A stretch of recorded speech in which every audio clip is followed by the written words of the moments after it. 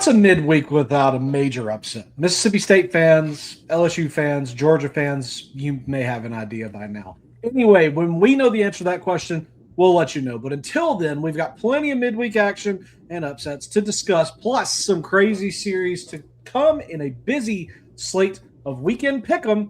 We've got all of it and a little bit more on today's episode of College Baseball Now.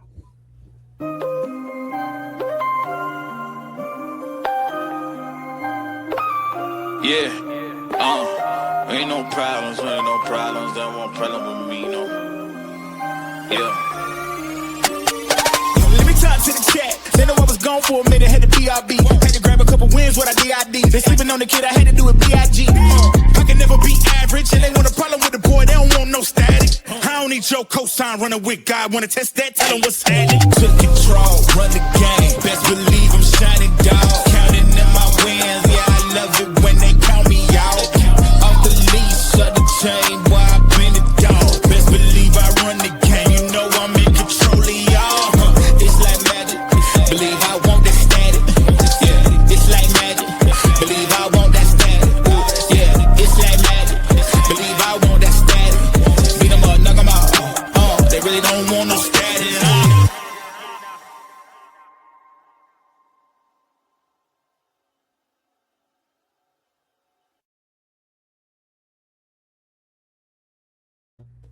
You're here, we're here, and that means it's college baseball now. Thank you finally for showing up. We were ready to talk ball, and we're waiting on you. All right, it is your hosting team, starting with your friend, your boy, the director of Amateur Scouting Prospects Live. Hi, I'm Drew Wheeler. Happy to be here with you, and I'm with my friends tonight, and let's talk about them. Starting with the gentleman to my right, you know him as Josh Catlett. I know him as Cross Country Catlett now. Josh, I'm curious if you could make the perfect taco. Describe like your perfect taco plate to me. I mean, one of my least favorite things about myself is I don't like a lot of like lettuce and tomato and all that on my sandwiches, burgers, tacos. All that meaning vegetables? On that stuff specifically, yes. Okay. Like I'm fine with it in other places. I don't know why. I wish I did. I hate being the guy to go to a restaurant and be like, I just want cheese, ketchup, and mustard on a burger, but it's just how I am.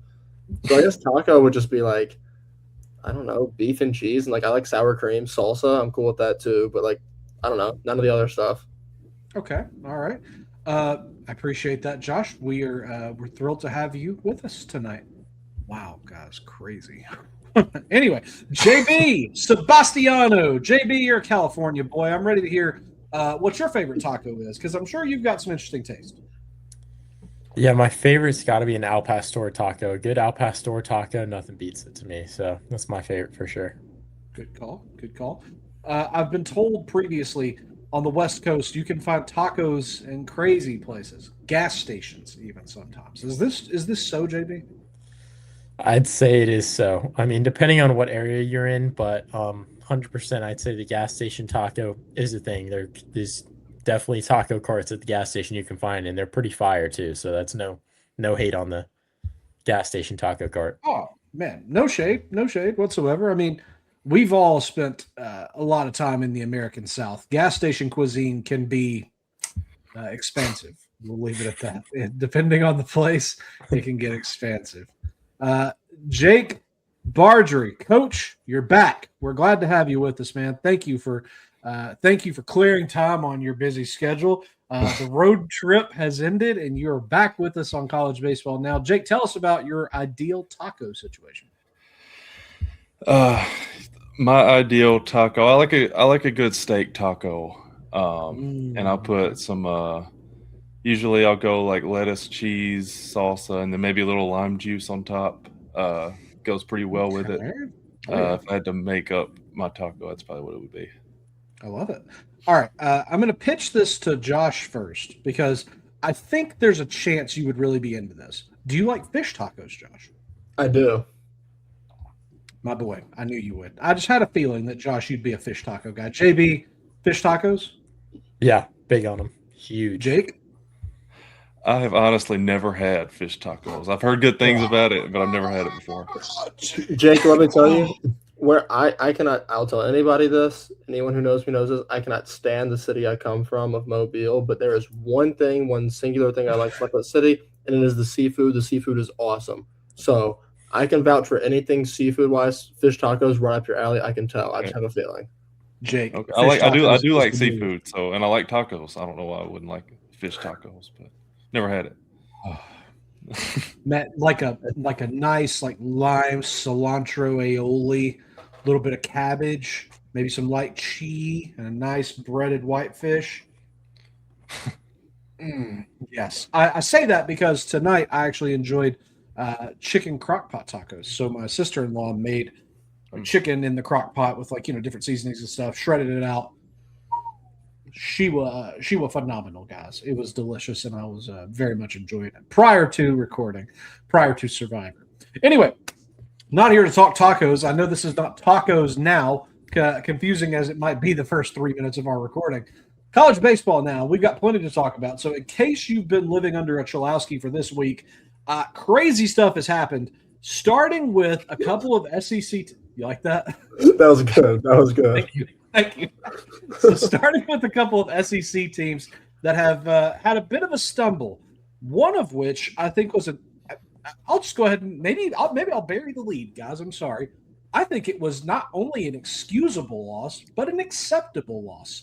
The other, I'll go with stumble. Is probably the politest way to say that about the Tigers.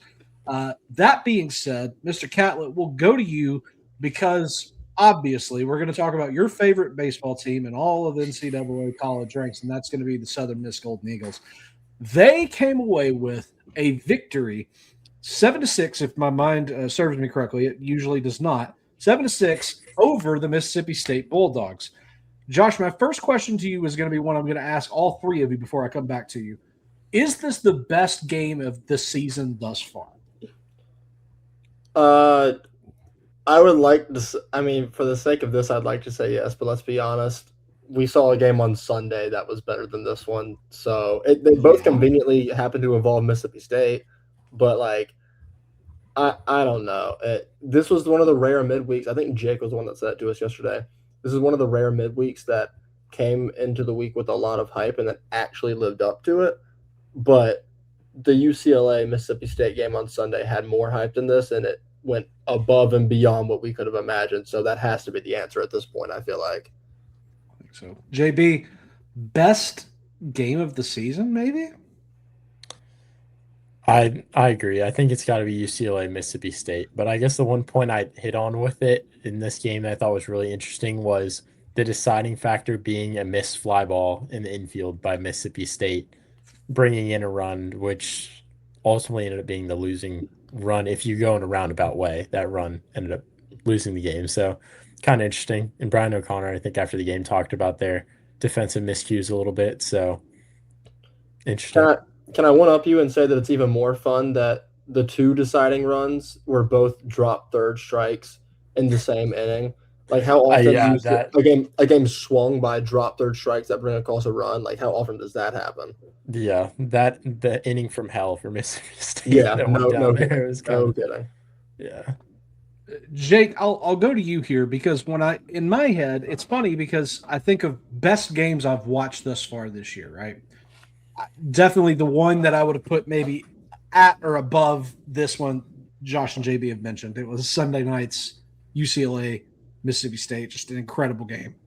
Loved Southern Miss Mississippi State from last night. Also, the other one that comes to mind was during the UC Santa Barbara Southern Miss series. Some excellent baseball played there. Those are probably at the top of my list. Jake, have I missed any?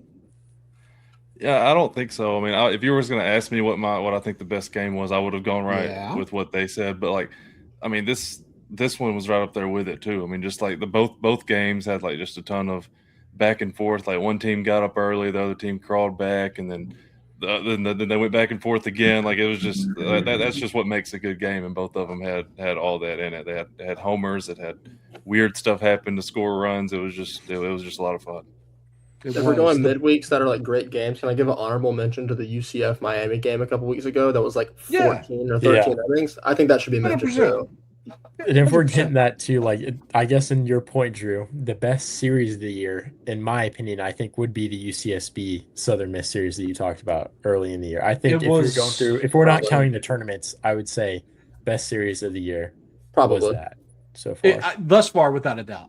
That was Mhm. and what a series. I mean, what a series! Just front to back, just can't miss baseball. Like, and I mean, we said it would be. I think every outlet said it would be, and I mean that's true. But Mississippi State Southern Miss, an incredible game. It's weird that it came so close after the already crowned. Wow, that's the best game we've seen thus far this season. Because I think had this happened, say, I don't know, 2 weeks from now, it might have been, wow, what a game.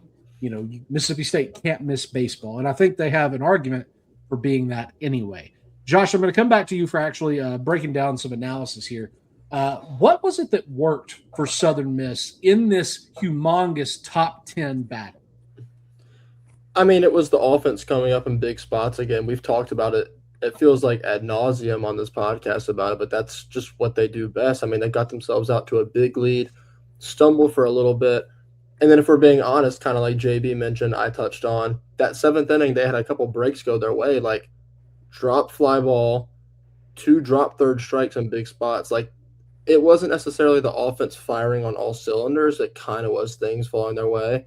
But the offense got out to such a hot start that it really ended up not mattering at the end of the day. I mean, like getting a 5 spot early on going into the, I guess, 6th inning it was, up 5-0. I mean, like that's about as comfortable of a lead as you can possibly ask for. I mean, they just had their pitchers by committee using their bullpen heavily in the midweek games like they have been, and they were all working really well early. And so, I don't know, get that kind of consistency out of your midweek guys. They threw like, I think 9 guys, what it was, something like 9. that. Yeah. 16 I mean, like, total, Josh. 7 for Mississippi State and 9 for Southern Miss. that's just average midweeks these days, it feels like, especially with these teams. It's really just what they do. And I mean, if you're going to have guys that you feel comfortable about going out there and throwing an inning of scoreless ball, I mean, like that's going to get you a win enough times. And, a little luck, ball bouncing the right way every once in a while, that can't hurt. You're right. Josh, I'm going to stick with you actually before we go back to JB and Jake here. You talked about the pitching, and that's a great segue. Again, you're getting very good at reading my mind, sir. Into my next question for you is the play-by-play team the other night was discussing the stuff on one Camden Clark, closer for Southern Miss. Now, you're going to have to correct me because, again, I've had a whole day of newspaper work and life in between now and then.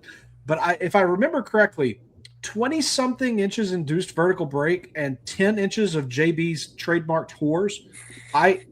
Crazy numbers. Also, shout out JB's favorite stat. But just, I mean, insane numbers on this guy's fastball. 4 saves on the year for Clark. Crazy stuff out of the sophomore. Yeah, he sits like mid-90s too, I'm pretty sure. It's like 94, 96. You're getting that kind of fastball out of the bullpen. That's going to be a pretty reliable guy for you down the road, if I had to imagine. I mean, he has solid stuff too. If he can just throw strikes, I mean, like it's good shape on the curveball. He doesn't throw often. Changeup separates really well off the fastball, especially when you're sitting, like I said, like mid-90s. Everything plays really well off of that, especially in Sunbelt play when they get into it, but even against these SEC competition too. I mean, the break chart looks really good for a guy that you just see in in high leverage spots for a Sunbelt team. You don't get that very often. Without a doubt. JB, turning our attention to Mississippi State, looking at how they performed. Obviously, you can talk about a bunch of different guys. I think I want to talk about Reed Stallman though, gentleman who came into this game and really delivered for Mississippi State in the middle innings there, the 5th, the 7th. With some big singles to score some runs. 3 runs batted in those 2 innings. I mean, that's half of Mississippi State's output.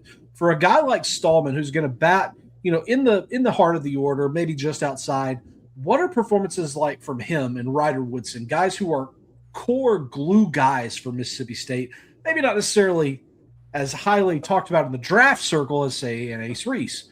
What does that kind of performance mean for a Mississippi State and really any team who's going to make a deep run? Yeah, I mean, I think Stallman, especially, 3 hits. It's back-to-back nights for him or back-to-back games, I guess I should say, where he had 3 hits and he totaled 7 RBIs total over those 2 games. it's something for Mississippi State that, when guys like Ace Reese don't perform up to what you need, sometimes you need guys like that to step up. And we've seen it with UCLA as well. They've had a lot of guys, not to segue off of that, but another team where other guys have stepped up for them to help them win games when Chalowski or Gasparino don't play well. So I think it's something that for every team, you need those guys to be able to kind of back up your stars. The one-headed dragon that we've talked about a bit with other teams, if they have that one-headed dragon, it's not really going to pay off well in postseason play. You need a lot of different pieces, and Mississippi State's shown that they have that. Absolutely. Jake, going to come to you here now, talking about Mississippi State proving they've got the stuff. I mean, 2 heartbreaking losses on Sunday, on Tuesday. What does that do for Mississippi State? And I'm asking you this from, again, my favorite perspective to ask you about, from a coaching perspective. If this was you guys, how do you take 2 tough losses like Arcadia has taken very recently? If you're not familiar at home, they have, but that's just because their other teams are throwing their aces out against Arcadia. Quit it, cowards. Anyway, Jake, I'm curious, what does the team do to rebound? Because I don't think my perception of Mississippi State has been damaged at all, really. I think this is a top 10 team comfortably. Yeah, I think so too. I mean, you have to take into account like who they're going against. I mean, they're going against the number 1 team in the country in UCLA, and they go 10 innings, and it takes the crazy stuff that happened in that game to beat them, and then even more craziness in the Southern Miss game, who you can argue is playing just as good as anybody else in the country right now. I mean, I think like as a team, like, yeah, like the loss, there's no, like, we talk about it, there's no such thing as like a good loss necessarily. Like, you want to win every game. Like, you don't want to, even in these close ones against good teams, you still want to come out with wins. So like, there's things to learn from it. I think, if anything, if you can take something from it, like this can kind of like bring the team together a little bit more, like, to know that, like, I don't want to say the word humble, but like, they're not just an unbeatable team in the SEC, right? They're capable of going down to a good team. So I think just kind of figuring some things about themselves in that way is something they can take away from it. Maybe some kind of like a boxing analogy here, right, Jake? I mean, you get punched and keep fighting means that you're stronger than you thought, theoretically. Right. Yep. Exactly. Like it. Well said. Excellent game. If you haven't seen it, highly worth the replay. If not, go contribute to Wheels' Pocket. He's got the video up, and I've watched it at least once and a half since then. Fabulous game, guys. Got to check it out. All right, let's move on. Talk about some Tigers, shall we? And we're talking about LSU. Like we alluded to at the jump, Mississippi State loses to Southern Miss. I don't think that they're just tarnished in my brain. I can't say the same about LSU, who, guys, you've been ranking with me all year. It took till this week for me to move LSU out of my top spot. I think that LSU is still highly regarded for me, but the concerns are starting to rear up a little bit more. Jake, what do you think the key thing is with LSU in these 2 losses to Northeastern and then tonight to your Louisiana darlings? Yeah, I mean, I kind of want to go back to like last week's midweek. So sure. They lose the game to McNeese, tough loss, really close one.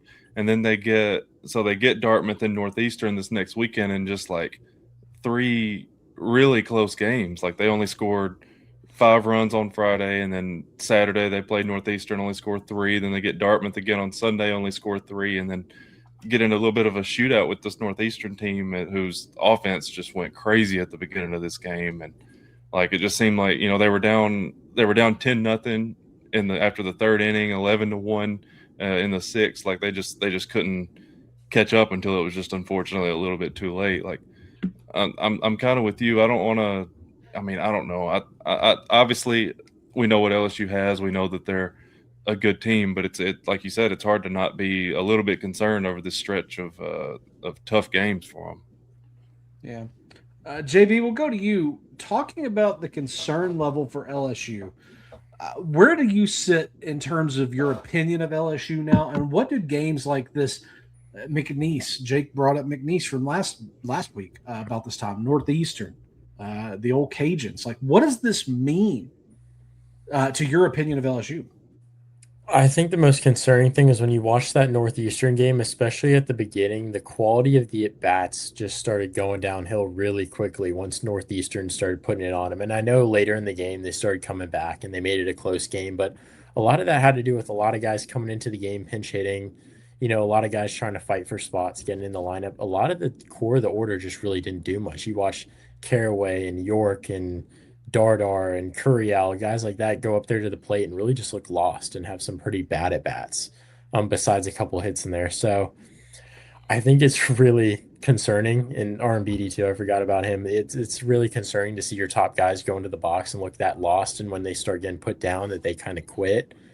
Especially against a team like Northeastern, you got to think that you're staying in the hunt with the team like that, kind of the whole game. If you're LSU, it's not saying they're a bad team, but you're LSU. I mean, you got to think you're in the hunt with anybody. In SEC play, you got to believe that too. So I think that's the most concerning thing for me. It is critical. I mean, it's critical for LSU to almost, and I don't ever want to use the word swagger. I feel like it's kind of cockney at this point, but they do need to have that attitude about them. We are who we are. We know who we are. I don't know. I mean, it's just maybe, again, it's the boxing analogy like we were talking about with Mississippi State a minute ago. Maybe going into this weekend and beyond, they say, hey, we've taken our lumps, but now we know what we need to do. Because I think I said it in our group chat, this is the offense that I think I might trust more top to bottom in a bottle than any other in the country. Now, granted, this is being tested as we speak. I need to clarify that at home. This is being tested. But, first week of the season, I was like, okay, we've got Curiel, Brown, Dardar, Milam, York. I like just dude. Aaron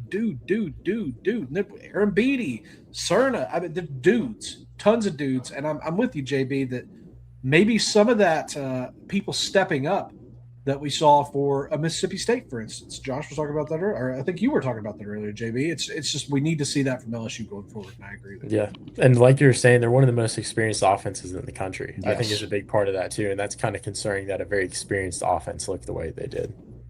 That is true. Josh, I'm going to let you talk about tonight's, or I guess today's action. The Raging Cajuns, Louisiana put 7 on LSU, who scored 2. An interesting statistic I'm reading here, Josh. 2 walks in the game for LSU. Derek Curiel walked. R&BD walked. Are we up here trying to play hero ball? What's happening, Josh? Honestly, yeah, that's a good way of putting it. JB hit on like almost every single point I was going to touch on, and it rolls over from game to game. It's the same kind of thing that happened on Monday to tonight. I think a lot of guys tonight, it was mostly like Steven Milam, Zach York. Zach York is the main one I'll hit on. It's not quality at bats at all when they're in tough spots, and it's kind of concerning because, as JB also said, they're super experienced. You wouldn't expect this kind of stuff out of them. But I saw an at bat from Zach York, and I think it was the 9th, it might have been the 8th tonight, and it was just like pitiful is the only word I can come up for it. It's like strike 1 down the pipe, sword, half-hearted swing on strike 2. Down the pipe, take strike 3 looking, and it's like, what are we doing in a tough spot like this? It's just stuff like that I feel like I've seen over and over again. And they tried to fight back a little bit tonight at the end, but it was ultimately too late.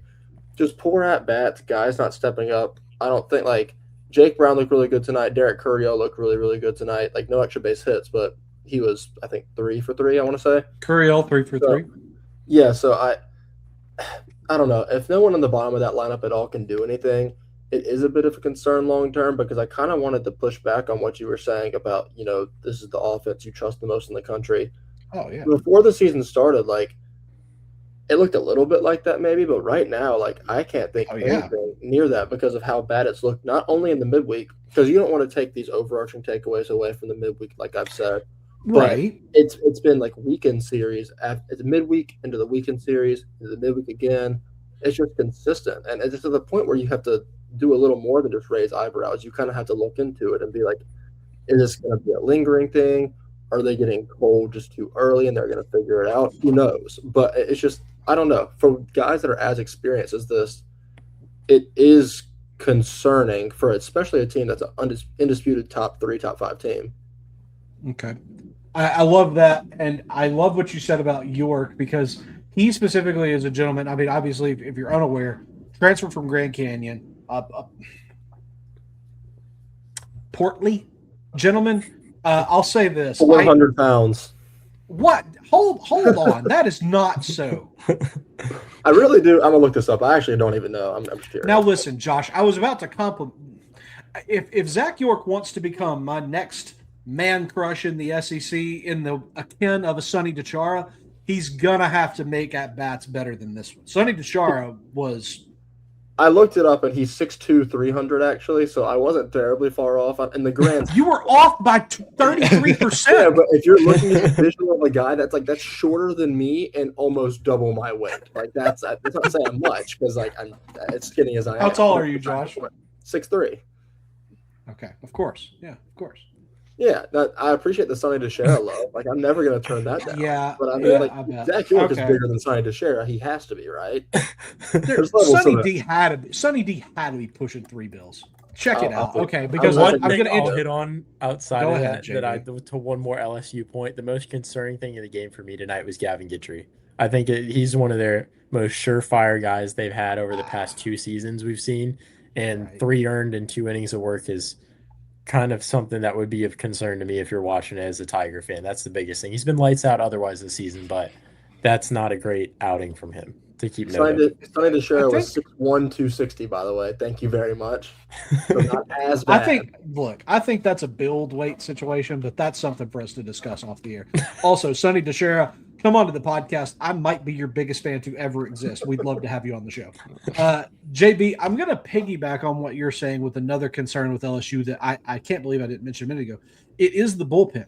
I've seen so many dudes in this bullpen who I expected to be threats look threatened, I guess is kind of the quickest way to say it there. Yeah. Maverick Rizzi, Danny Lockenmeyer, Fontenot, Newt. None of these guys have really stepped up to impress, and all 4 of them actually pitched back-to-back tonight. I mean, 1 2/3, third inning, 2/3, an inning, just shaky, and yeah. Anyway, I guess what I'm getting at is there's concerns in Baton Rouge, and I think that brings us pretty comfortably to game time. And so I'm going to have all 3 of you think about this for a minute. Name the lowest ranked offense that you would put toe to toe with LSU in terms of trust right now. So, like looking at the polls. I'm talking about our polls, baby. I'm talking about our polls, the only poll that matters. Come at me. So LSU, as you'll recall, we had ranked at 4. I mean, just going through. If I say an offense you think you trust right now more than LSU's, y'all stop me at any given point. Kansas State, Kentucky, Michigan, Coastal, West Virginia, UTSA. Would that stop you if you say one that we like less than like that you trust as much right now offense as LSU? Ooh, Kansas State probably. Okay, so our 35th ranked team. I'm just going to point that out, Josh. Who did you say after Kansas State? Like right after? I'm just going up our rankings. Kentucky. No. Kentucky, no. Kansas State, Michigan. But like Michigan, no. Coastal. Definitely not. Miami, UTSA. maybe. I mean, Miami, I'm looking at it like at number 24, Miami is probably maybe the first one I consider personally. NC State, I think at 19 I'd seriously consider. I think it's the first one 100%. I would 100% take NC State with LSU, definitely. Yeah, NC State's probably my first one I'd give the stamp of approval for us. Miami's a yes. Tennessee's a yes.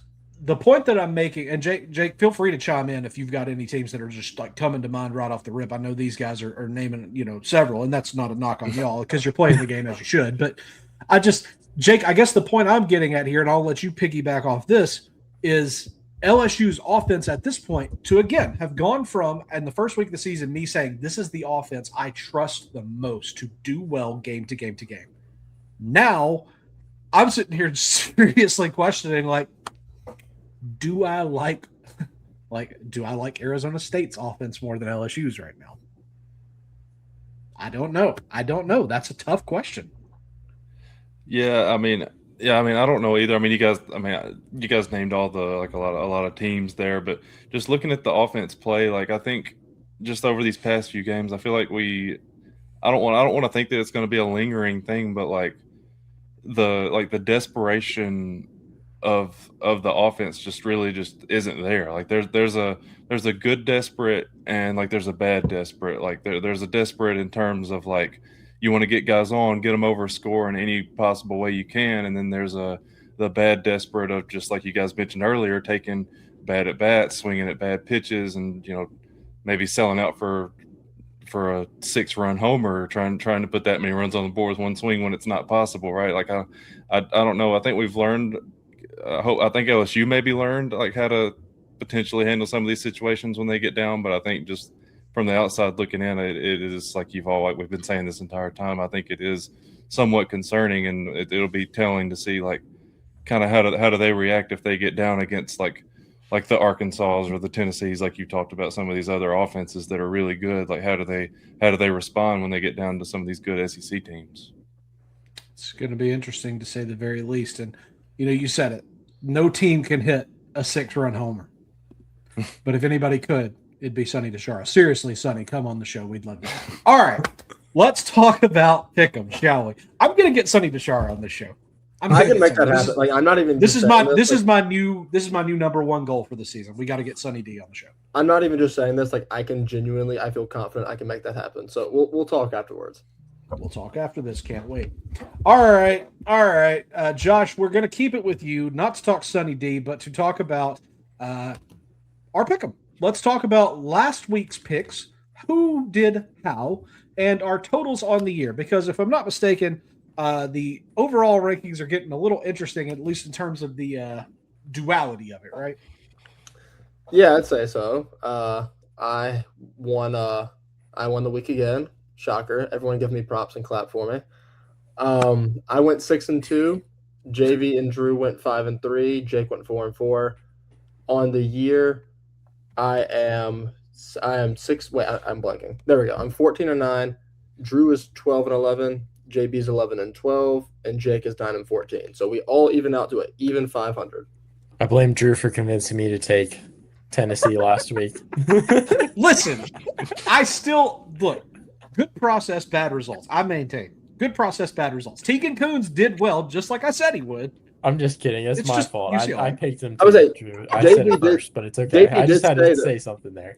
JB did say he wasn't even considering UCLA as one of his teams. That's on record on the pod, so it's not like it mattered anyways.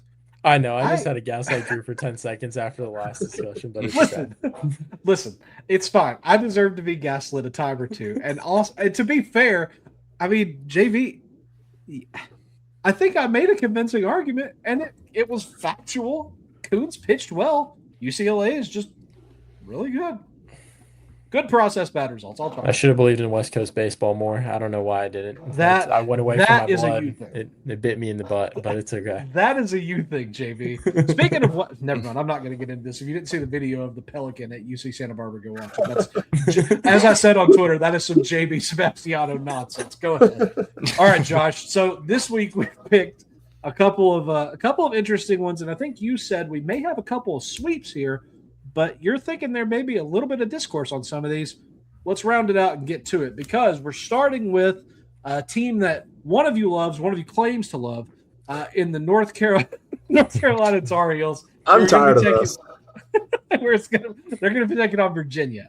ACC matchup of superpowers. I mean, let's call it what it is, guys. These are two of the blue bloods this year. We're seeing them with Omaha, and no other outcome is going to be accepted right now by these two fan bases. JB, we are going to start with you. What do you think is going to be the most pivotal thing to define the outcome of this series this weekend? I think it's the North Carolina offense and how they perform. I think it's, the Virginia pitching staff has shown fairly poorly so far this season. It's been the biggest question with them, but I think it's also how can North Carolina capitalize on the poor pitching staff of Virginia. I think is going to be the biggest key, because we know North Carolina's pitching has been what it's been so far. I mean, it's been as advertised, very good. It kind of comes down to how can the offense try to take a leap forward and take advantage of some poor pitching to open up ACC play. I think it's going to be interesting. Obviously, I think that you hit the nail on the head. Virginia's pitching has not been It's the weak link here of these teams and kind of their construct. So it's going to be interesting to see what happens. I don't know what I was doing with my hands there. Y'all just ignore that. Cut that from the final edit. Jake, going to go to you. Talking about Virginia and North Carolina, is there any aspect of this series that you think is going to play up to maybe affect the win-loss totals more than we're thinking? Yeah, I'll kind of talk about the other side of things that JB didn't mention for Virginia. Like their offense, AJ Gracia is swinging the bat really well right now. Like he's got 6 homers. He's hitting for average. He's got twice as many walks in it by pitches as he does strikeouts. He's just seeing the ball really well. Has a good approach. All the things are working well for him. Also, Eric Becker, Zach Jackson, Sam Harris are also hitting really well in that lineup. And like their starting pitching has been a little bit questionable, like you mentioned, but like John Paoni, he's been their Sunday starter. He's been really good, like especially in his last outing against VCU. He went 6 scoreless there. That they are going to need the bullpen to help back him up a little bit. This is a talented, UNC lineup, and they have really talented pitching as well. So who knows if the offense is going to be able to produce the way that they have been. But I think it was worth mentioning some of their big hitters for sure. I think so, man. Absolutely. You can't ignore what Gracia has been doing. And, we had questions about it. I think anybody who was willing to be objective had questions about Gracia coming into the season. Immensely talented, but some things to iron out. But, man, if you could just extrapolate this year into the last week, it's the skyrocket of stock for sure. Josh, I should have asked this question to one of our analysts who is aware of North Carolina baseball. So I know that you're a little bit on the shady side of just knowing this program, but I'll ask either way. North Carolina's offense, if you didn't know, Josh, has some of these players have come out of not obscurity and not nowhere. We talked about them, but a guy like Jake Shafter has really stepped up for this team. Paulson stepped up a ton for this team. What do you think it means that these guys are throwing heavy enough blows on the field to match up with that Virginia offense we just talked about with Gracia and Eric Becker, who we haven't talked about in like 3 weeks, guys. We got to get on that more. But Josh, what's it meant for UNC to have these guys step up in such a big way this year? I think it means the world to him, honestly, because a guy like Gavin Gallagher, for example, hasn't been bad per se, certainly hasn't been great, and that's who you expected to be the backbone of this lineup. But instead, it's guys like you mentioned, Eric Paulson, Jake Schaffner, favorite of the pod, Macon Winslow. I mean, those are they're shockingly good starts from guys that we didn't expect. I mean, like Paulson has a 442 batting average right now with a 1424 OPS and 5 home runs. I mean, Jake Schaffner, 3 triples, 6 stolen bases. Macon Winslow's only striking out 7% of the time. 366 average right now. These are like starts that we didn't expect from guys like this. Colin Heineck has been producing really well. I think picking up some of the slack, and to be fair, there hasn't been much slack. But, for when there are spots that there has been a little bit of slack, those guys are filling in the holes and the question marks we kind of had coming into the season. I think so.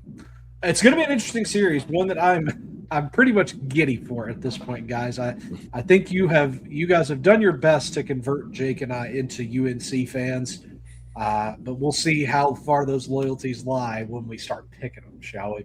JB, I have a feeling I know where you're going with this one, but I'll ask anyway. What's the pick? I'm taking the North Carolina Tar Heels once again. No way. Surely not. Jake, what are you thinking here, man? Which way are you leaning? I'm going UNC as well. It's at Chapel Hill. I like their pitching staff, so I'm going to go with them. Okay. Josh, are we going 3, or are you going to be the dissenting vote? All this Southern Miss talk, all this slander. You see this shirt? You see where my loyalties lie? Come on now. Okay. Don't let him fool you. His grandparents would kill him.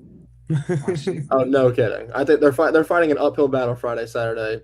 Zach Kowski and Stanwell going up against DeCaro and Lynch is just a really tough uphill battle compared to how they both started this year.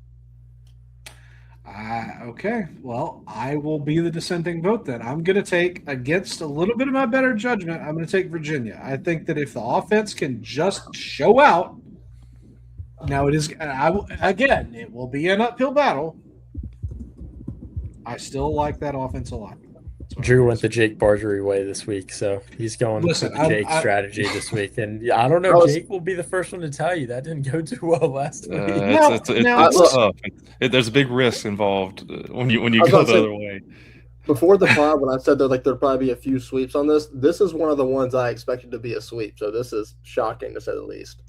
Well, Josh, as you well know, buddy, it's not all about the graphic for me, but in this case, I'm not mad at saving the graphic. We'll say that. Let's keep it on the East Coast and talk about some more Carolinas, not North, not South. We're going to talk about East Carolina, not a state, and Coastal Carolina, not a state. This is going to be an interesting matchup, guys. Before some unfortunate incidents with Coastal's two main pitchers, Cam Flukie, Hayden Johnson, this could have been a really nice pitching series. Still think there's chances for it to be an interesting series, and yet I can't help but think about the looming what if there. Josh, looking at this series, ECU, Coastal, what catches your eye? I think it's funny because these teams have been kind of similar to start the year, just in terms of really struggling offenses for the majority. And then, pitching staff is a little different because ECU's rotation hasn't looked bad. Coastal's, for the guys I have available right now, kind of has. Quick shout out, Sean Jenkins out of the pen for ECU. That's going to be a big piece for them, I think. I mean, he's pitched 15 innings this year with a 1.17 ERA, striking out 40% of guys. That's going to be a huge piece to maybe be able to pitch once or twice in a big spot. I don't really know what the key for this would be besides, as simple as it sounds, like Coastal's pitching and Coastal's rotation. Someone's got to step up. I mean, Luke Jones hadn't pitched terrible this year. He's running a 3.55 ERA right now. However, on Saturday, Ross Norman, woof. It's not great right now. He's pitched only 8 innings in 3 different starts with a 16.20 ERA, allowing a batting average of 4.39. It's just I heard promising things in the fall. It wasn't great at Georgia State last year, and it's not seeming to get better. So you're just kind of throwing in the towel on a Saturday game when you're going up against Gavin Van Kempen. So, I mean, I don't know. They got to find ways for their veteran bats to start putting it together. Blake Barthol, Colby Thorndike, Walker Mitchell, none of them have particularly looked really good this year. They got to start stepping up. Barthol looked good yesterday against NC State. But in the weekend series, they haven't really put together consistent outings, and they got to start doing that if they want to pull together some wins. I think so, too. Jake, looking at this battle of Carolina teams, neither of whom are states, both of whom have been powerhouses, though. I'm curious, what is it when – JP, thank you. What is it when you look at this matchup of ECU and Coastal, Jake, that makes you stop and say this could be a deciding factor here? I think it's interesting, how ever since that Xavier series lost to open the year, ECU's really turned around and they've looked a lot better since then. It seems like each weekend they've kind of gotten a little bit better. They obviously had the series tie against UNC, and then last weekend they took care of business against Rutgers, won a big one against Troy. They lost a weird one against Western Carolina, but like Josh talked about, Ethan Norby in that rotation. Who has Gavin Van Kempen in it, a member of my all-transfer team, by the way. But those two, Kobe Weber, they've been a really good trio of starters, especially these last 2 weekends. And then he mentioned Sean Jenkins, Nick Moran's also been really good out of the pen for them. I just like the way that ECU's playing, and then for Coastal, I think it's just going to continue to be the big talking point with them is just who's going to step up after all these injuries. They have the huge pitching injuries that's been widely covered by pretty much everybody. And I think it's just going to be something that we track until either someone steps up or until they all come back. Understood. Hey, JB, going to you here. You've gotten to see ECU. I don't think you've seen Coastal yet in person, though. But no. I suspect that you believe Coastal is a little better than they've played, and you think that they can maybe ascend past this point of kind of injury purgatory. Can you tell me why? Yeah, I mean, I guess the two things there is that 2 guys in the rotation. I know, Josh was hitting on some of the struggles on the Saturday game with Ross Norman, but Luke Jones, 5 innings, 3 earned against a really good Texas lineup is really promising for them. And you're facing an ECU lineup that doesn't stack up anywhere near what Texas has out there. And then on Sunday, they had Scott Dorn make his first start, and he went 6 innings, 2 earned against Ole Miss team, which a lot of outlets had ranked fairly highly. So I think that's a promising sign for them. Maybe we see a switch up on Saturday and what they decide to do there. But I also just think that this weekend as well, there's talks about Ryan Lynch coming back to throw for the first time. I think that's huge for them if that's true. And I just don't see a world where, that pedigree of a team, I know they're going to be really hungry going into this. And I think the offense has more to step up than we've seen so far. And I think could really outpace that ECU offense, especially at home this weekend. So I think this Coastal team's a lot better than what they've shown, honestly. Interesting. Josh, neither of these teams are states. One of them will be a winner. Who do you pick? I think I'm going to go with the Pirates on this one because I just am finding myself to be more and more out on this Coastal team by the week. There's just something about, like I mentioned, the vets on this offense, as poorly as they're performing, as compared to on the complete polar opposite side, ECU's vets are performing really well. The guys that were returning for them on the lineup are really, really performing way, way better than anyone else at the bottom of that lineup. And I would rather rely on a team where your established guys, they're going to pick it up compared to a team where your established guys are really struggling right now. I know it's on the road. Coastal's a tough environment. Nothing ECU's not used to. I think I'll take my chances there. JB, I believe you said it a minute ago, but you are going Coastal, correct?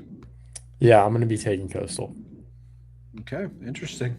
Jake, it's a split vote right now. I'm curious what you're thinking here.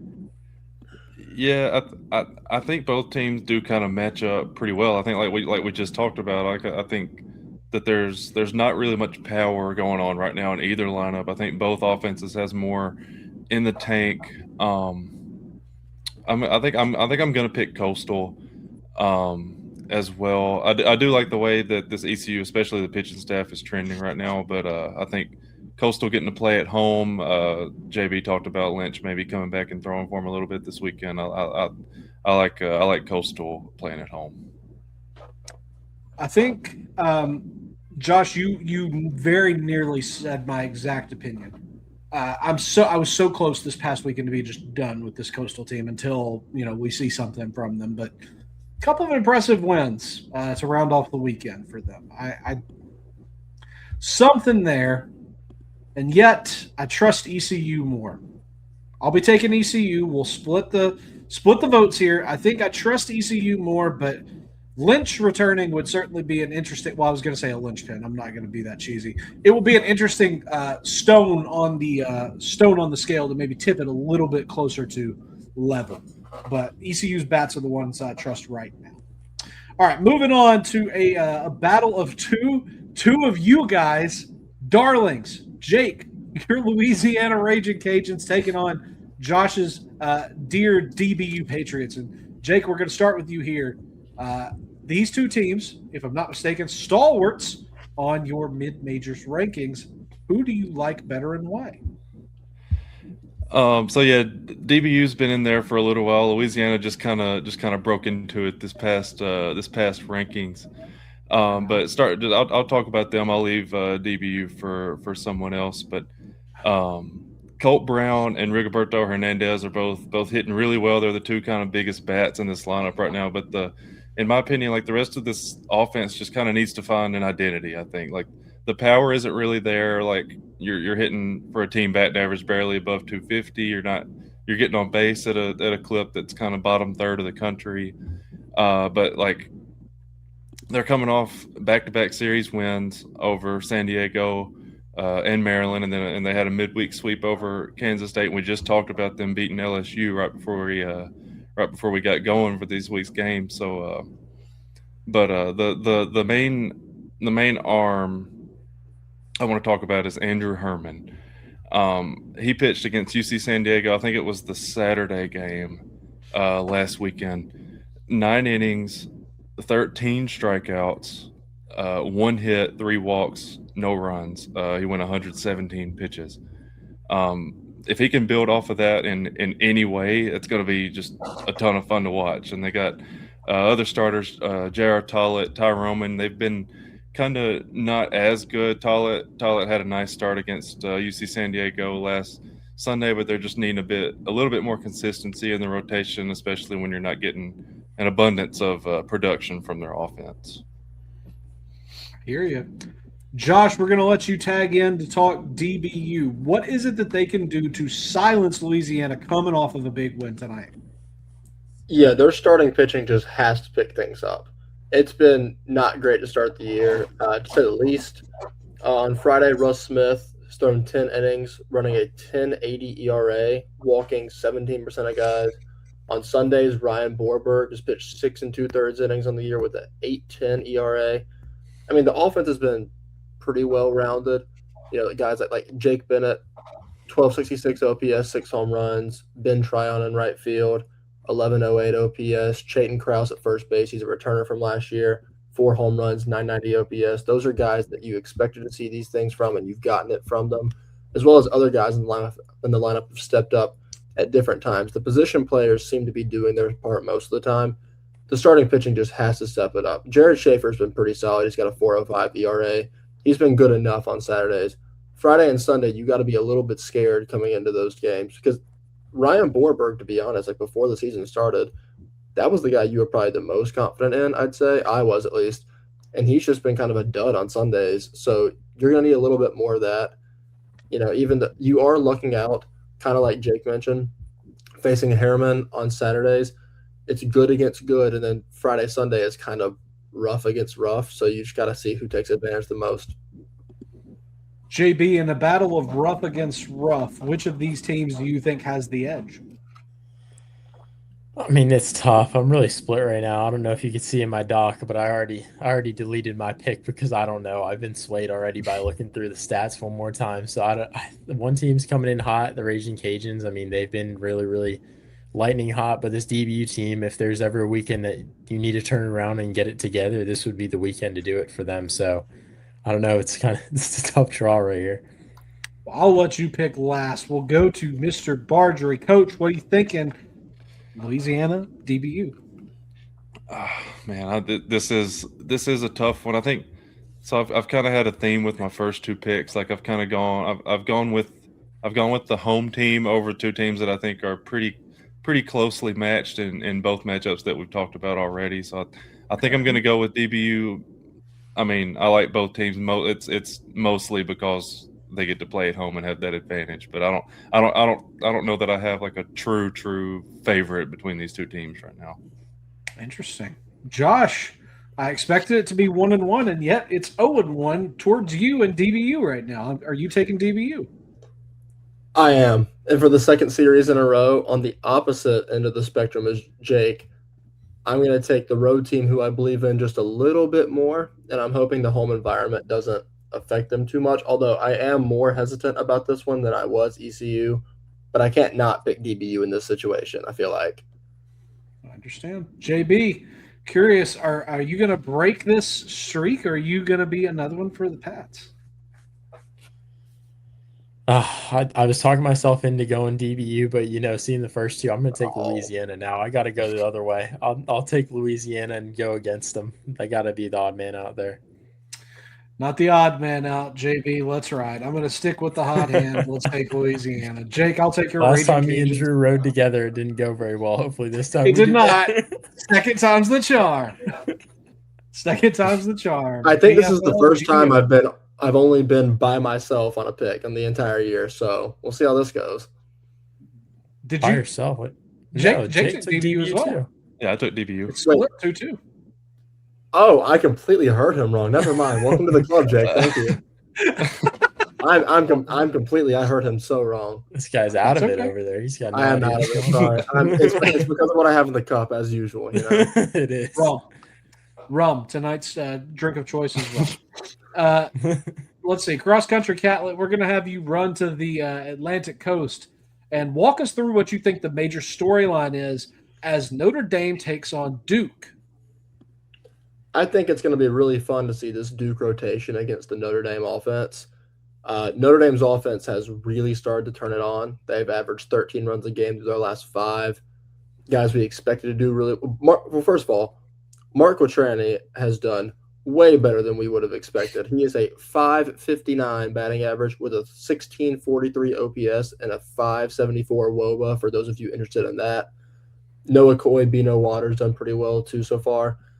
But this Duke rotation has done way better than I expected. Aiden Weaver's running a 3.18 ERA through 17 innings, striking out 33% of guys.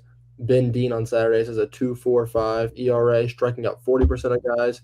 Andy Leon had like a perfect outing a few times, or I guess it was 2 outings ago. He threw 4 perfect innings. On the year, he has a 1.54 ERA, only allowing a 154 batting average. These are performances that have stacked up upon each other. And I'm starting to believe it's not just the competition they're playing. It could actually be they are just that good and they've really polished themselves that well. I mean, with Pollard coming in, that's kind of what you expected, if we're being honest. But I don't know. I think that I'm very interested to see how Notre Dame can face a step up in competition from a pitcher perspective. I know they faced LSU already. That's really about it. This is definitely the best competition they faced besides that. So I'm intrigued to see how that matchup actually plays out. It's going to be an interesting one for sure. And Josh, we're going to stick with you to make your pick. Notre Dame and Duke, what are you leaning here? Another sip of rum.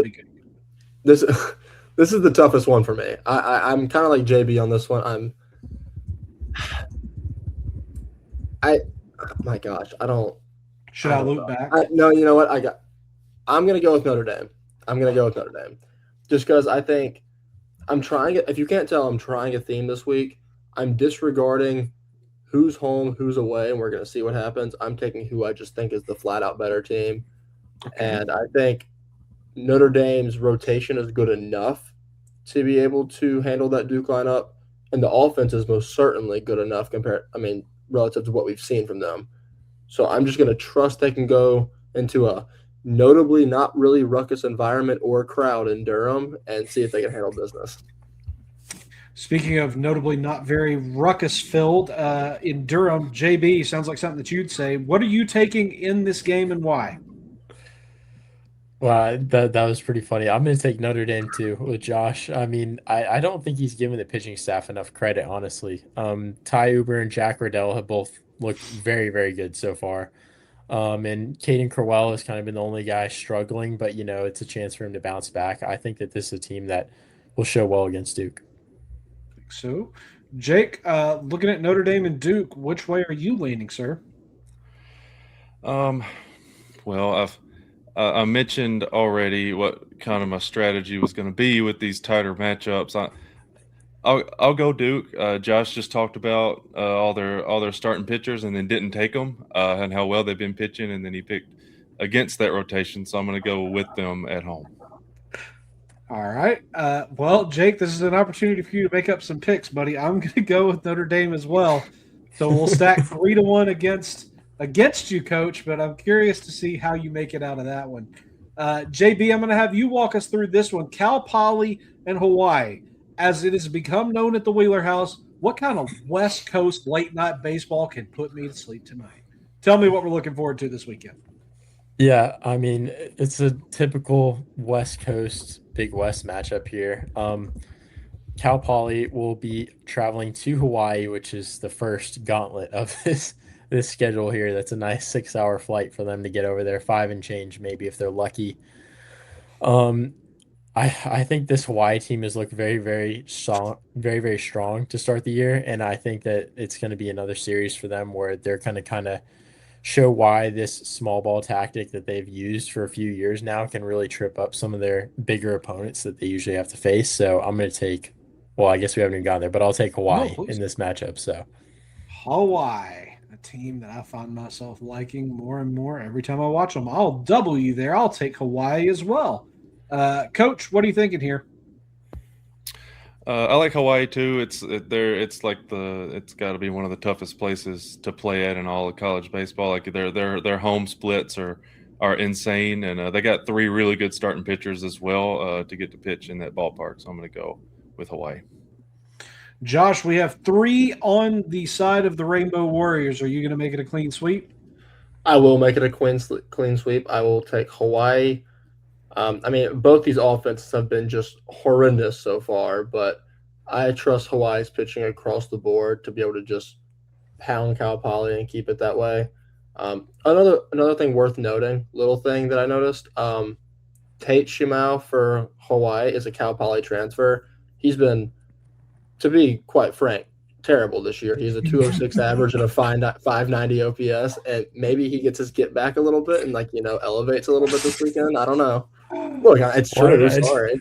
Why did I just see the meme? Have you guys seen the meme? The get back meme or whatever. That's exactly what I heard in my head. Between Josh with the get back and JB saying 5 and change if they're lucky, you both hit me really hard just then in that series with some good laughs. Jake, we're going to let you walk us through this one as Virginia Tech will take on Georgia Tech. Curious, what do you think is going to be the deciding factor here? Is this going to be Lamb meeting Slaughter, or is it something a little more than that? I mean, honestly, I think it could be the way that Georgia Tech's hitting the ball right now, man. Like, this lineup, top to bottom, is just killing baseballs right now. Like, I'll save everyone the time of naming all the names, but if you look at like any starting lineup for Georgia Tech right now, you can pick anybody in it 1 through 9, and they're hitting well. Like, even looking at the depth of the offense, there's only one player on their entire team hitting less than 333, and he's only got like a handful of at-bats on the year. But one guy I do want to highlight for Virginia Tech on the pitching side is Ethan Grimm. He's a freshman from PA. I got to see him in high school last year. Really good. He's been their Sunday guy these last couple of weeks. Was really good against Tennessee on Sunday. The offense didn't really get going for him there, and that's kind of my biggest concern going into this weekend with Virginia Tech. But they are facing a Georgia Tech pitching staff that hasn't been just lighting the world on fire. But it's hard for me to pick against Georgia Tech right now the way they're hitting. So I'll go ahead and make my pick with Georgia Tech. Very good, JB. Virginia Tech, Georgia Tech. What's your pick? I'll take Georgia Tech. I'm sorry to one of my good friends that goes to Virginia Tech as a baseball guy, Ferris. I'm sorry, but I don't think they can stand a chance with that GT offense. We've seen it in the past weekend, kind of Virginia Tech having a rough go of it with some tough competition, but I think it's Georgia Tech all the way. Ferris, he spit right in your eye. Wow, no Christmas card for you, JB. Josh, what are you thinking? 2 on the line for Georgia Tech already. You thinking 3? Yeah, probably. I mean, Virginia Tech, the one thing I will say, they've had a couple freshmen that have been balling out. Jake mentioned one of them, Ethan Grimm. Ethan Ball, their second baseman, he's batting 370 this year, has 3 home runs.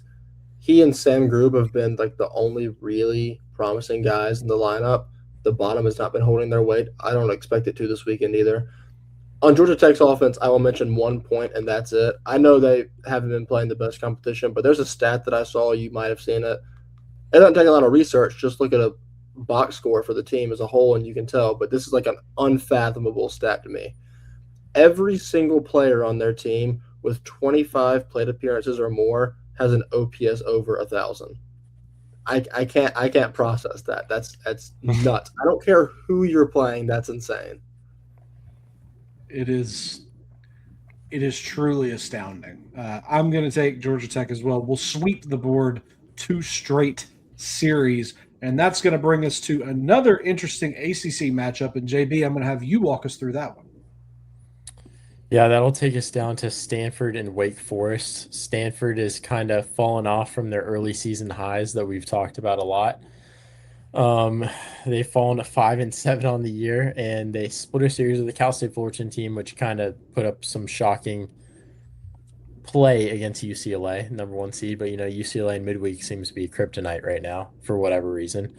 And then they played against Waseda University and won that game, and then they lost a series to Fresno State and lost to Nevada. So they've kind of cooled off. Sasaki, Jimmy Nady, Tatum Marsh, they've all kind of cooled off as well, hitting below 230. The 3 guys that they really, really were relying on going into the year. But Wake Forest, on the other hand, has kind of gotten firing on all cylinders after that first game that we kind of all talked about some concerns with them. They're 12-1 now, and I think it's very interesting weekend to follow, I guess, to say the least. Stanford's last time coming out here to North Carolina in the first week in ACC play, they did something not so nice to some team that me and Josh are very familiar with. But I think besides that, I will still take the Wake Forest Demon Deacons on the weekend. Jake, we're going to go to you. Wake is who JB's taking. I'm curious, are you going to make it 2 for Wake, or are you taking Stanford? I am going to pick Wake Forest. One guy I want to mention for them, Chris Lavonis, pitching for Wake Forest. He's gone 14 2/3 innings this year with 33 strikeouts and a .61 ERA. That's just one earned run allowed in those 14 2/3 innings. He's going absolutely crazy right now. I just wanted to let that be known. But, yeah, I'm going to go Wake Forest. Appreciate you shouting him out. I was going to shout out Lavonis if nobody did, Jake. That a boy. That a boy. Josh, see you're already writing it down, but you're taking Wake Forest. Can you tell me why? I mean, yeah, the rotation. I mean, Morningstar's been allowing some hard contact, but I think he'll pull it back together, reel himself back in. Duncan Marston, I think, is the number one I was wrong guy in the entire country. I mean, I was like, I don't know if y'all remember having these conversations with me. Yes. JB, I know did in the preseason. I was so out on him. He currently has pitched 12 1/3 innings on the year, not allowed a single run, and is striking out 54% of batters. I was way wrong on that one. That's on me. I mean, you got Morningstar, Marston, Lavonis as your rotation. That's, I mean, like, I don't – top 5 rotation in the country at this point, it looks like. I don't think it's crazy to say. Before the year started, you wouldn't have even – like hinted at that, but I think off the top of my head, it's way up there at least. I can't argue with that. I'm also going to take Wake. I think that, Josh, you hit it. I mean, this is an offense that's sputtering against a pitching staff that's dealing. It seems like a pretty cut and dry outcome to me. Jake, going to have you walk us through our last series, Xavier and Oregon State. Now, you will recall from listening to past episodes of College Baseball Now, we have said that if you were to merge these teams, they would be some sort of Voltron super squad with an Xavier offense and an Oregon State pitching staff. Sadly enough, my lawyers have not been able to get either team to agree to this. So, Jake, we are going to have this this weekend series between them. What's going to be the deciding factor here, and does it start and end with a gentleman, Mr. what's his name, Whitney? Is that right? I mean, yeah, it kind of does. I mean, when you talk about Oregon State, you have no choice but to talk about Dax Whitney. But like I've said it on here before, and like I'll keep saying it about Ryan Peach for Xavier. I mean, he's a dude, man. He's got a 1.93 ERA in 3 starts, struck out 21 guys in 14 innings. I'll say it a little bit more confidently now than I did at the beginning of the year, but he's a legit ace on this staff. And like Xavier, they were kind of the talk of the sport at one point after, winning that ECU series on the road. They kind of shocked everybody there. But since then, they've been like, they still haven't been like not bad at all since then. They held their own against Arkansas in 2 of those 3 games there. Then they won a series against Fullerton. But yeah, for Oregon State, I mean, just the pitching staff. I mean, we've talked about them: Whitney, Kleinschmidt, Segura. But like Kleinschmidt, Segura, and the Penn guys, though, they have to kind of still, I mean, feel like they're pitching on eggshells a little bit. The way the offense still kind of isn't producing the way that we want them to as a whole. Like they picked it up a little bit this past weekend. Galloway, Todd, Adam Haight got things going a little bit, but the power is still basically non-existent. And I think this weekend, like we'll learn things about both teams, and it'll be interesting to see which of these 2 offenses kind of steps up going against a couple good pitching staffs. Jake, we are running a little long, but I am going to ask you another question here. It's got to be incredibly gratifying for you to have said Ryan Peach multiple times in the preseason, early going, and now you're seeing other outlets kind of catching up to what you've been saying all along. That has to be very gratifying for you, right? Yeah, it does feel good. I mean, going into the ECU, I don't know. I mean, I feel like everybody kind of knew like his name if you just looked up like who's like Xavier's best pitcher, but like going into it, I don't think Right. anyone thought like he was going to be performing the way he is right now. So I'm pretty proud to see he's doing well. I'm glad to hear you say that because I've been proud of anytime I hear or see Ryan Peach, I think of you and I'm proud because you called that from deep downtown before the rest of the world had caught up. So I wanted to give you your props there. Who's going to be your pick between Xavier and Oregon State, Jake? I think I'm going to go Oregon State. Just the pitchers, the three pitchers are just going to. I think they're just going to be too much, and the bullpen's been good too. Like I think the staff's going to be too much for Xavier. JB, immovable object, irresistible force. Who comes out on top?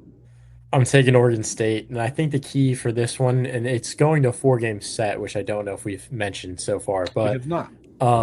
Kleinschmidt, I think, is the key factor in this. Really, what Kleinschmidt do we get? We've kind of seen him struggle in times. We've seen him be dominant at times. I think he's one of the key factors, and also kind of that fourth game. Who do they trot out there for the fourth game, and how does it extend both pitching staffs? I think is going to be key too. It's going to be interesting. Josh, looking at this one, the offense we like against the offense we don't, and a couple of really solid pitchers on both sides. Which way are you leaning? I'll take Oregon State, and I think it's because at the very least they split this 2-2, and that's at the very worst because of two particular matchups, or two guys. I guess I'll just say in particular, Dax Whitney being one of them. Obviously, we've harped on him enough. The other one, this is such like a niche, small, specific gripe I have, but like on Sunday, I do not understand why Xavier keeps trotting out Jack DTN to be their Sunday guy. He pitched 18 innings last year and ran a 14 ERA. This year he's their Sunday guy, and he's running a 16.43 ERA, allowing a batting average of 4.52. I don't know, like he doesn't have a lot of swing and miss stuff. Doesn't extend on the mound particularly well. There's none of these things that are really coming together. I don't see the vision. So Eric Segura versus that, I mean, there's a good chance Oregon State just comes out there. Look, yeah, I know. Look, I'm just coming at a random dude. I understand that. What if he's a load-bearing piece of this rotation? I just don't. I truly don't understand it, and it's probably going to come back to bite them again. Even though like Oregon State's offense struggling, like we know, that's a really good spot to get your get back in. So. I don't know. We'll see. JB, that's your cue. Josh did a dagger on a poor guy right there. I got no idea. But the one thing I'll hit on, I guess, to go back to answer my own question I had was I think Oregon State's got more depth on the pitching side to be able to extend to that fourth game than Xavier will have. So I think that's where they kind of come out with the series. Pitching depth is the crux of my pick as well. And you guys know it. I've been really critical of Oregon State because I don't see it, but I do think the depth is here. I would love nothing more than like a You don't see the vision. Trademark Catlett. Trademark Catlett. I just don't see the vision for Xavier right now. I'd love a split series. I think that would be an amazing outcome for Xavier, but I will complete the sweep. That's going to be our fourth sweep in a row. So, Josh, you predicted before we started. You said we may go half and half, maybe 4 sweeps, maybe 4 that has some back and forth. Did you think this would be the 4 sweeps that we got? Mostly. I thought someone would take Cal Poly over Hawaii, and I didn't think anybody would take Virginia. So that's the difference. But I expected these last 3 to be pretty undisputed clean sweeps. Somebody had to go and take Virginia and screw it all up. Drew it all up, if you will. Anyway. All right, that's going to wrap us up for this week's episode. Let us know who you pick for these 8 series in the comments below. Let us know who you think is going to win as well. What series did we not pick that you think that maybe we should have given our thoughts on? Well, because we'll give them if you comment it down below. We'll try to chime in and let you know. Before, Josh, your face is doing some crazy things. He is pixelated. Josh wow. is gone. The rum has caught up to Mr. Catlett quickly. Am I back? Josh, You're back to back. Microsoft 1990 Right. over there. I mean, gosh. All right. We were booting up Jake. out there. Jake, tell the folks Oh. where they can find you. Josh, do you have something? Well, I was gonna say my internet is so bad at this apartment. I have to use my hotspot for this podcast. Oh. Oh, This is rough. Got me again. My internet is no, we're good. All right, I'm tapped out, I guess. Okay. I'll show Josh, you afterwards. I got a little. Oh, okay. My, While you're around, Josh, why don't you tell us where we can find you between episodes and what you're working on? You can find me on Twitter at JoshCatlett3. Yeah, work on the same old pretty much. Are you losing me again? No, you're good. We'll figure You're this okay out. right now. Okay, we'll figure this out later. Well, the thing I got is a text from AT&T because I have to use my hotspot for this podcast because the internet is so bad in my apartment, and I got a text saying I use 100% of the data for my hotspot for this month. So You froze You again can while thank you're the like home background. whatever. There you go. I'm out. I'm done talking. JB, where can the folks find you between our episodes? What are you working on? At JB _Sebastiano on Twitter. Right now it'll probably be the same old. There'll probably be at this point a UNC baseball live looks from the first 3 weeks of the season or whatever it is. So big in-depth look there, I guess, for them. And then hopefully some stuff on the UVA series this weekend. So yeah. Awesome. It's going to be a lot of fun to read. Coach Jake Bargery, we're so glad to have you back with us, man. We loved having Brandon, but it's good to have the crew, the boys, back in town, as they say. Jake, where can they find you between episodes, and what are you working on, man? Yeah, it's been a lot of fun. You can you can follow me on Twitter at Jake Barge. I've been saying it the last like feels like month now that it's been cold and snowy, but there's finally baseball going on up here where I'm at. So I think I'm going to be able to get out to a game probably Sunday.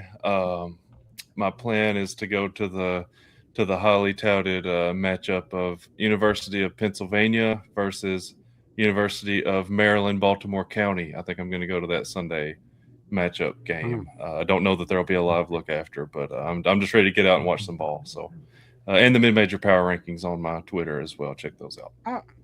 First of all, check out the mid-major power rankings, getting a lot of play as they should. But secondly, you're trying to tell me that you're not getting a live looks article from Penn and UMBC?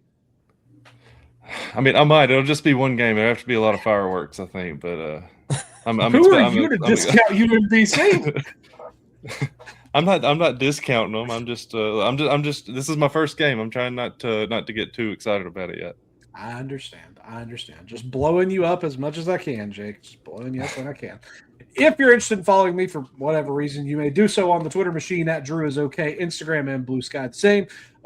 Guys, the crew, the amateur draft crew, is going to be working on top 200 college prospects coming up soon. So that's going to give us a little bit of new ammunition to talk about, get the list refreshed. Some guys are going to be moving up. Some guys are going to be moving down more than likely. It's going to be a good project to tackle. Lots going on in the College Daily Sheet going on. If you want to see all of that and more from all of our staff working on college baseball, working on the draft for 2026, you may do so at Prospects Live. Membership start as low as $7 a month. But until next time, for Josh, for JB, for Jake, I'm Drew with a J in the document, at least with a D on here on the screen. Anyway, we will see you next time for college baseball. Now, take care. Bye-bye. Remember to be nice to yourself. Be nice to each other.